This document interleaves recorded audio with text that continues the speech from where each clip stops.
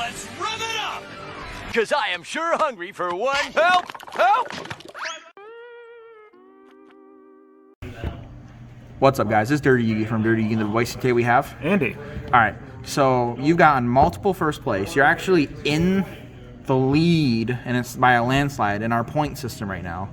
And we were first after Swiss in the 3v3. Right, so this is, as far as the 3v3 case tournament was concerned, I was across Swiss. It was 3-1, and then won the top 8 match. The rest of the team did not do so well in top 8. I won't so. talk about it. So it's effectively a 4-1 in a case tournament, as well as numerous undefeateds or top 8s. I think I've not gotten a non-top 8 finish at locals since we've come back to this locals location. And we've been playing? And we've been playing for over a month and a half now. I meant what deck?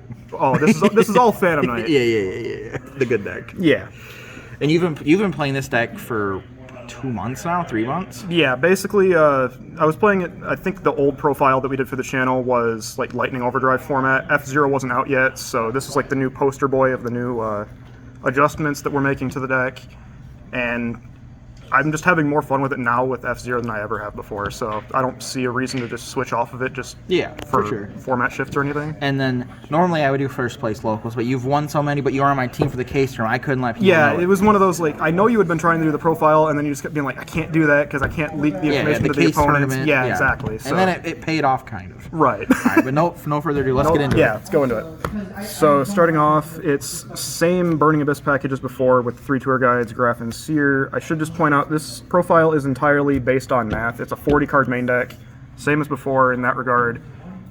This package I have not messed with because I just don't want to introduce more bricks with the Burning Abyss engine. And between this and like the 3 Torn Scales and the Rhoda, we have a 64% chance of seeing a normal summon in the opening hand. So it's the best way for me to just open up the optimal normal summons without adding any more bricks as possible. So it's the Alistair math. Yeah, it's the Alistair math. Seven starters. Continuing on with the Phantom Knight engine, it's still the 3 Torn Scale, the 3 Silent Boots, the 2 Cloaks, and the 1 Gloves. I still don't think that the Stained Greaves is good enough. It's the same reason why Libic's bad. It's trying to take the hands where you just open up a bunch of names and you're not discarding them off of Torn Scales or other discard outlets. Like if you're going second, discarding off of like Nightmare Unicorn anyways to still turn those into actual gas anyways. I've just never felt the need for Stained Greaves unless your hand is so specific where you went Special Silent Boots as your initial starter, and you shouldn't need to necessarily, as long as you're either in a position where you're going like Torn Scales, discard Cloak for cost, or discard a card that lets you just put a Cloak in the grave, so you search the boots and then go straight into Cherubini from that route. It means you're still going to have enough extenders off of just dumping the Graph and the Seer from that part of the combo early on that you shouldn't need more level 3 extenders at that point. Yeah. Because it'll just go through the engine anyways. And I guess this is like the honorary like 10th Phantom Knight monster is the Rhoda. Oh, and it's Collector's, right? And it's the Collector, Yeah. Flex. So I guess the next transition is into the extenders that are not like Phantom Knight or Burning Abyss in the name, is the 3 Kagemucha, still the one of each of the level 3 dangers. Makes sense. And They're just both so good. Yeah. Because, like, alright, so these cards, like, even dangers? if they hit it, then you the specials like, the specials the danger cards and it's so good in this deck. deck. Like the danger cards and the Phantom Knights other than Torn Scales, or even if you just like draw double Torn Scales, it's not that bad because as long as you're going Torn Scales effect, discard one of the 12 ideal-ish discards for Torn Scales. Yeah. It means that even if your normal summon gets hand trapped, you stay. I've got more extenders. I'm going to play anyways. I still have Cherubini access. I'm still doing a combo. Absolutely. So it's still, I believe it's like a 69.4% chance to open one of the 8 extenders. So it's better than Alistair Math, and it's just crazy high on that. And then we still play this Degenerate engine because this deck is still notorious for it's still just an entire effect or monster effect negation deck, and we just need a Spell or Trap negate post siding. Yeah. So it doesn't just auto lose us to evenly matched. It doesn't auto lose us to Mystic Mine or just other things, and even then just Dragoon not once per turn pop, destroy, burn is still and then it has the whole like if you get hand trapped into Oblivion, okay, well you have 2 even monsters. you're still ending on like Dragoon Fogblade, which if you get hand trapped twice and you're still ending on 2 negates, I don't think there's most decks that can beat that. Yeah, probably not. Right. And then this was the tech. I want to talk about. Well, okay. I want to talk about. We'll go transition for this here Okay, before we go into this. This is like rounding out the rest of the like 31 engine cards part of the deck.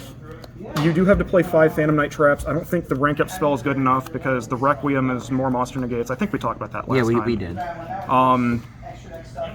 Yeah, no rank up spell. You need at least 5 targets to pitch off of either. You're sending this off of gloves. You're sending this off of like a Torn Scale discard. Setting this off the Bardiche. Like you're going through typically about 4 and then also like the boot search. Yeah. So turn 1 has you going through all 4 of these every time, and you need at least 1 still in the deck for the follow-up to make sure that your Rusty gets the additional +2 next turn. Yeah. So 5 is still like the correct math on this, and the Shade Brigandine for the Phantom Knight players that are still not convinced this card's worth it because it's not a level 3.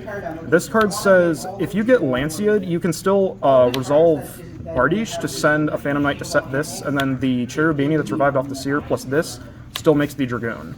Yeah. So it's still you're turning this into a Link Spider then Dragoon for the Anaconda. So yeah, you still have to play it.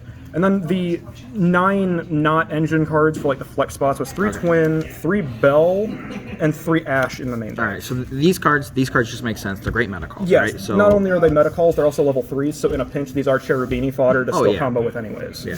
So this card put in work. Yes, this And then was... I was so unconvinced by this. I thought this was not a bad decision. I thought it was just one of those like if the local deems the what is it? The event deems it, then it's a really good card. And then it turned out No, I main decked this card. It overperformed. Yeah, I think every absolutely. time I resolved this card, I won the game on the spot. Yeah. No. The only meta matchup this card does not do well against is Drytron, and that's just because of the fact they're making like the Herald of Ultimates board, and it's like there's going to be one bad matchup whenever you put any type of tech card or hand trap or whatever in any matchup, but in a format where you look at the boards and you say, what is Virtual World doing? Virtual World is setting up Chuche, Shen, usually. Yeah. I don't really care about the Shen as much, because I can still just like make Anaconda dump from deck to grave, so it's only stopping from field to grave, so you can still do the Anaconda, get Dragoon pop the Shen, you still have a negate, you're not fearing the Chuche popping your Anaconda, it's going to resolve. Against Tri-Brigade, even through an Apollosa, this is still a way to deal with like the Revolt and the potential Solemn Strike they typically have. Against like Shaddoll Invoked, this says remove the Schism and the Dogmatica punishment, even through, since typically the Makaba is holding a monster in hand because of like the invocation add back Alistair. So it's a way to deal with, that's like 3 of the meta matchups. And then against Prank Kid, this card's still also very, very good because similar to the Dogmatica matchup, where you activate this in the draw phase to play around how Schism can only be activated during the main phase, you do the same logic against Prank Kids, so they can't resolve Pandemonium to establish the Battle Butler, which double Raigeki on legs is a problem, but we can just avoid them forever having that hit the board in the first place. Double Raigeki plus a bunch of hand traps is a problem. Exactly. Yeah, that's the problem part. So, side deck or extra deck next? Extra deck. Okay, so for extra deck, we'll start with the Xyz. 2 Leviair, this is different from the old profile. This is based on the new combo. You use these to go into the F-Zero package. This is essentially the replacement we have for something like a Requiem or Rebellion package or anything along those lines. That's also collector's rare. Yeah, it's also a collector's rare. This is one of those... Oh, I didn't even. These are all. You're like, these are all T-firsts. Yeah. I looked at that and I was like, wait a minute. No. My eyes are This is deceiving. just the more I think about how good F-Zero is, it's just the matchups that I need it for. So you're comparing this to something like the Arc Rebellion package, which is a 3,000 monster that can't be destroyed by card effects and gains attack based on your opponent's board. Yeah. But if you're playing something like Droplets, you're dropping their board. Like, even though it does say original attack on Arc Rebellion, you have to have exactly Droplets in order to make like the Arc Rebellion be ideal enough to actually end the game. Whereas with this, you can make it going first and it actually does something. You can make it going second and it has additional protection by being protected from being destroyed by battle, which I know it sounds silly, but it's almost the deck's only out to like an IP protected Avermax against Drytron. So when they're using like their Dragoon plus IP plus Anaconda board, where they're using the IP and the Anaconda to make the protected Avermax, this runs into the Avermax that can't be targeted or destroyed by card effects, can't be destroyed by battle. If they use the effect to gain attack on the Avermax, you just negate it and steal it. If they don't use the boost, it crashes, but this doesn't die by battle, and then they use the shuffle effect and you negate it in the damage step. So it always has some sort of application against almost every board state, and that's not even counting just the times where it's like, this is a monster negate before you commit the Anaconda to the board, which essentially prevents the Anaconda from just being like exposed to like a Veiler or something early on, so it still sticks the Dragoon. So I guess the moral of the story is this thing says never leave your Anaconda exposed. Yeah, big Wink. What's up?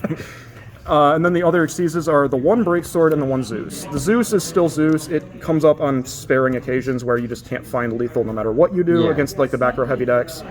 Breaksword, we're not making this turn 1. I know it's a standard 2 of in the deck normally. You're not making it turn 1 in this deck because you're going through the Leviers to make the F-Zero. So you don't play Downer to lay on top of this for an extra? Correct, I do not. Okay. This is almost strictly because after turn 1, when you're using the trap card effects to revive a non-Torn Scale monster and then Torn Scale triggers itself to bring itself back to, you revive back the Rusty, and then you summon this next to the Rusty for an extra pop, Okay. which also then detaches, and it can either break itself apart in opponent's cards, so you pop 2 cards for free, and then revive 2 monsters to climb into the Unicorn Access Code play, or you preserve the Anaconda package for the Dragoon, and this is now just any niche that the Dark rank 4 would have had, now just becomes the Anaconda package. So did you actually summon this at all? I summoned this, I believe, once in the case tournament. Like, this is easily the least made card in the extra deck, which is sad to say. It's one of those, in a weird pinch scenarios, you might make it just because it's still Zeus. It's still always going to just find value in breaking boards, forcing answers, that type of thing. Yeah, exactly. And a Xyz deck. And then for the links, it's... Absolutely. These ones are still absolutely mandatory. This still says turn Brigandine into an effect monster, as well as Nibiru tokens for the Anaconda. This still preserves the math so that the 6, not 7 power cards for the normal summons, the lesser 6 Phantom Knights, they're also 6 1-card Dragoons, effectively making it so you have like 13 ideal-ish normal summons for like an 87% chance to combo. So even if this only boosts like an extra 6% to combo, if you have like exactly one of the boots, cloak, or gloves starters, but none of the... where was I going with this? None of the actual, like, 8 extenders or the 7 power starters. All of these say link into Almirage and then search out the Brigandine. Yeah, which is... And even if, like, this one doesn't say search Brigandine, it still sends any one of these, and then these still say that, so... It still preserves the consistency while still having, like, a good enough board in the worst circumstances, but you have enough extenders to make it not matter. Yeah, for sure. Anaconda and Cherubini for the Link 2s. Duh, it says Summon Dragoon. Duh, this card says access your Bardiche as easily as possible. You never need to make it after turn 1. Your Seer's reviving it. It's extra link materials. It's the starter the deck is built around math-wise. The one Rusty, which I don't know why this card was ever unbanned. This is single-handedly responsible for winning me probably at least 80% of my games that I have no business winning is just because my opponent Lancias me and I just go Rusty effect and they're like, oh wait, you can still do that. Yeah, absolutely. Yeah, it's still giving you like a trap card that says your opponent can't make Zeus because you're just going to Fogblade whatever they try to attack with Xyz-wise. It's still giving you an extender that says don't lose to Lancia. It's giving you a +2 every turn, including why we showed like the 5 trap card math.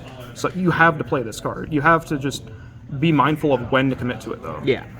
Going second, Unicorn is almost strictly because of the fact that it says summon the access code for the 3000 boost, but now more than ever, since I think the old profile was playing like Jaja to deal with things like Golden Lord, this is still just a way to force out back row, it's a way to establish the finisher, it's a way to non-destruction removal, because if you've noticed other than Zeus, everything destroys. This says destroy, Breaksword says destroy, access code says destroy.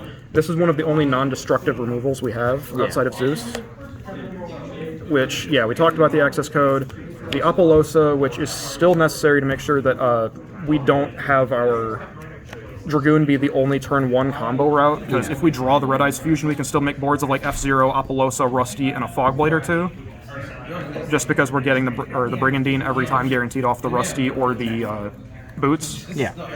And then, of course, the Dragoon, That's my the last extra deck monster. Yeah, this card carries more than it ever should. So when the case tournament, I summoned Dragoon 3 times and twice it got outed.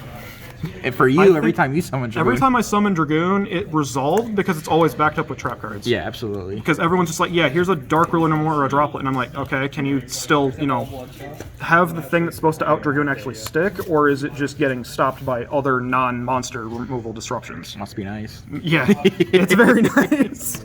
For the side deck, triple Lancia, this is still good against Dinosaur. It's still good against Virtual World. It's still good against like Invoke, the Mirror Match, Tri-Brigade. Yeah, Eldritch. Oh, it's okay. If you're not playing this card in the side, I'm sorry, you're wrong. I don't think there's any other way to explain it. It's still just necessary. This is strictly because Drytron is one of the worst matchups for this deck, because the Ava searches Lancia, and that's a problem. Well, I mean, this card is just impactful in a bunch of ways, but It's impactful against a lot of Drytron, other matchups as well. Like, it's also good against Invoke. It's good against Invoke, It's good against Dolls. oh my god, they activate Terraforming the turns over. Yeah, exactly. Cutting them off of just The no Nadir, no yeah. Ecclesia, no Alistair. You still have to side this, I feel, even though it's just not as impactful as I had initially called in the meta for the Lightning Overdrive profile that we did before. Yeah. This is probably the only reason why I made the win in the top 8 match, but, you know, the rest of the team didn't get there, but so be it. Shut up. This definitely said out a board of, like, Dragoon plus IP plus stuff and an Adamantipator board, and then I just resolved a Red Eyes Fusion that I hard drew, and Dragoon did the work from there. Pop, pop. Yep. The other, like, one-of cards, like the one Feather Duster, it's still Duster. Called By is still in this, or now it's been moved to the side instead of the main deck, because I think the old profile was like 2 twin with the third one sided, and this was in the main. That was like the little switcheroo I did, was to put the third twin in the main deck and put this in the side. Yeah. Because every time I found this card in my hand, even though this card can just randomly say negate an Ash being used on Rusty or a Veiler on Rusty, Yeah. outside of those scenarios, it's typically always going, I could just draw more extenders and still do my combo anyways. Yeah. Like, those types of cards, only finding a 1-for-1 trade scenario where just drawing extenders would do the same thing anyways. Otherwise, it's only good post game 1 where your opponent's siding in like turn skip hand traps against you that you can actually call by the grave in the first place, because it's not stopping Nibiru, it's not stopping Impermanence, it's not stopping like Droplet or anything like that. It's just, if you're using this card to stop anything, it's going to be stopping like Dimension Shifters and Lancias post game 1, so when you know those cards are being sided in, that's when the call by it just matters a lot. Yeah. Especially against things like Prank Kid, where they can side an insane amount of hand traps. And then Reboots, because it's still just, I think I resolved this, was it once or twice over the event at the 3v3? I did reboot a PK Orcus player, and getting to play past 2 Fog Blades and an Orcus Crescendo was kind of silly. I had no business winning it, and I just went, oh, here. And the game was basically under my control. 2 anti-spells and an order rounds out the side deck. The Old Faithful. The Old Faithfuls, just, you can side out the Twin Twisters going first when you know you don't want to be paying discard cost and protecting these with Dragoon, because floodgates are floodgates. Alright. Are there any last minute, is there any changes you would make? Droplet in place of Bell when they become affordable. That's fair. Any shoutouts? Shoutouts to Dirty Geek and the boys, best team. Shoutouts to the After Swiss. After Swiss. Shoutouts to the Angel Gaming Boys in Grand Rapids, also a great team that I've now been a part of for a few months. Shoutouts to Starlight Games for hosting the case tournament, as always. Let's see, other shoutouts would be Brandon from the Starlight Games area. Yeah, Stoltz, for helping to get some of the initial theory crafting on this build, but I know it's still not perfect, but it's still getting there. Damn near. Damn near finished. Alright. Anything else? I think that about does it. Alright, this is Dirty Yugi from Dirty Boy saying out. Have a good day.